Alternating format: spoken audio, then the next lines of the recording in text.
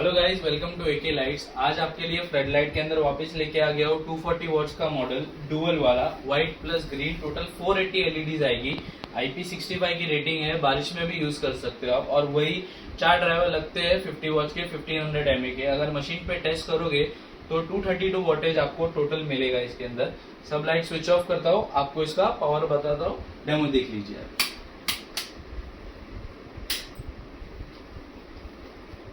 Mostly तो ये high मास light है। ये देख लीजिए ग्रीन का पावर।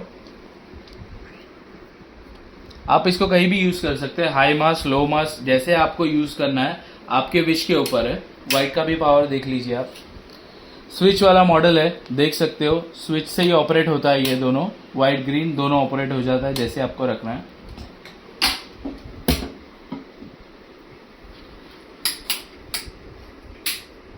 इसके अंदर टोटल 1 ईयर की वारंटी आती है। ऑर्डर करने के लिए शॉप का एड्रेस, कॉन्टैक्ट नंबर दोनों डिस्क्रिप्शन में प्रोवाइड हो जाएगा। So thank you so much guys, इंशाल्लाह सी यू नेक्स्ट टाइम।